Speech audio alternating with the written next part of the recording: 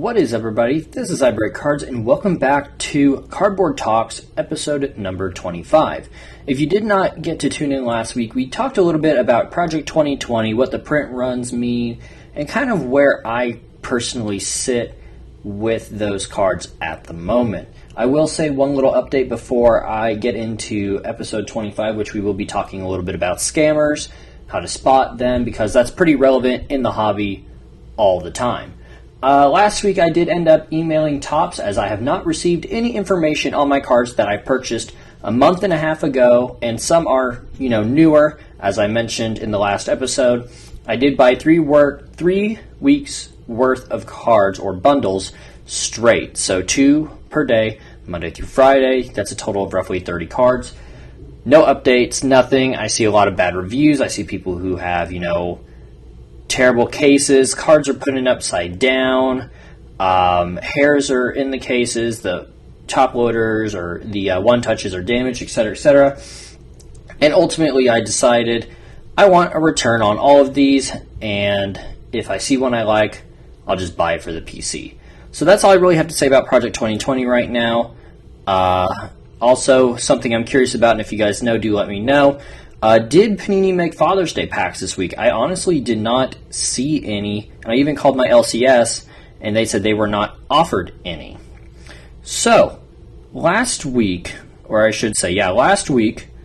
I ended up making a post to Twitter, as some of you know who follow me on Twitter. And I said, what are some ways you all spot a scammer? Now, the reason I decided to make this episode, and I might sneeze any second... Excuse me. Summer allergies are killing me today. The reason I decided to do this is because I continuously see this one person pop up time and time again on Twitter under a new name, but still the same Twitter handle. They'll change their name, keep the Twitter handle. Now, I'm not going to, of course, name this person. 1, because I think it's a privacy concern. 2, I'm just not going to call somebody out and wage war with some random Twitter person.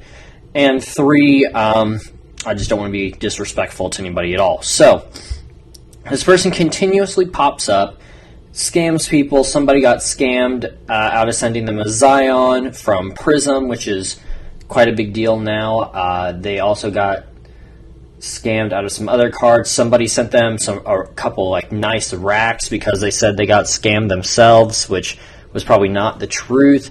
And then I know some people have sent this person money, and I believe it's a kid. It's literally possibly even a teenager.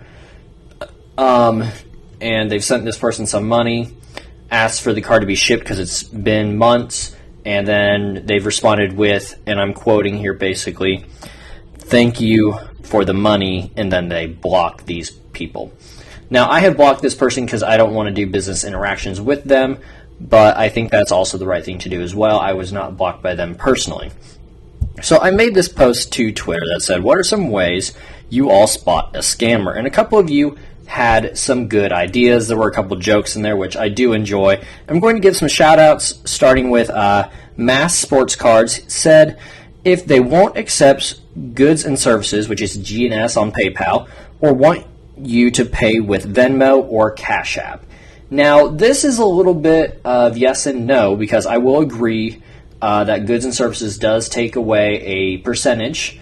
Friends and family does not, but you can also easily ask for a refund to PayPal for friends and family services, and they'll almost always just give that money back, and then that person gets to keep the card as well. So they get their money back and their card. With Venmo and Cash App, I have them both. I don't like to use them. There are no fees, so some people like to use them.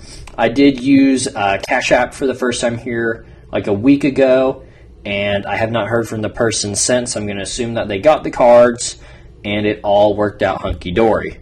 Max, who is MBirn12, BIRN 12, says, and I thought this was funny, he tells you to trust him that his mom sent his cards. Yeah, I honestly wouldn't trust anybody who probably isn't, around 18 or so. I do trust several younger people in the hobby, which includes Brett and Alex Smith, and also Lions fan. I've known them for a long time. I know they're true to their words. They have YouTube channels. They're great people. If you haven't checked them out, feel free to comment on this video and I'll shoot a link down to you guys. But great channels, great people over there. Not necessarily a planned shout out, but they got one anyway. And I know that they're responsible enough to even ship stuff out on their own. And there's also PayPal shipping, so it's not that difficult to ship something out. The final one that somebody posted to me was from Black River Baseball Cards, and I think that's their Twitter handle as well. It's just Black River BC1. And it's stuff like this with a picture of Ronald Acuna Jr., autograph card, Braves, no COA. No certificate of authenticity means it is probably not authentic. And I don't mess with stuff that isn't authentic. There's a blue Sharpie on the card. It could have been in-person signed or it could be forged. Let's be honest. And then, of course, you don't want to deal with people who are shadier in the community. And you also want to make sure these are people you can trust. If you've been talking for a while and you work out a decent deal, that could be a mirage or they could be legit. The best thing to do is, if you guys never have done a deal with somebody, is just to say, hey, is it okay if I tweet out to the hobby community to make sure you're legit, just to be safe? It's not necessarily something that should be taken personally per se, but it's something that's like, I've been ripped off before, I want to play it safe.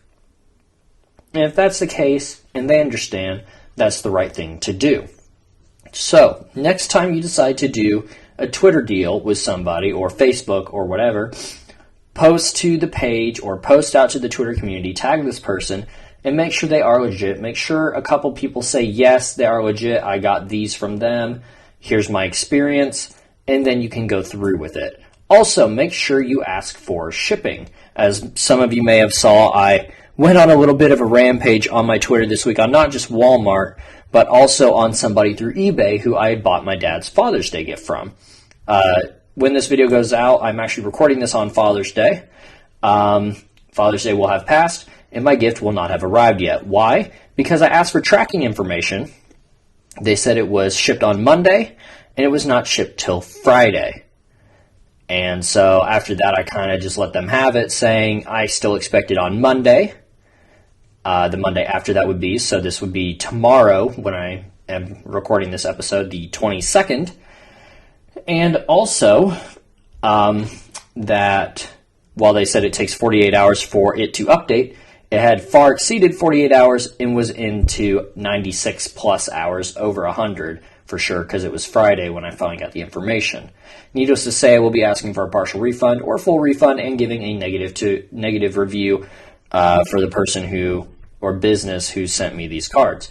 So make sure you guys are safe out in the hobby community. If something feels sketchy, chances are it is, but you always want to deal with people who generally have a decent amount of followers, who are relevant and who are out in the hobby community, making racks, doing deals all the time.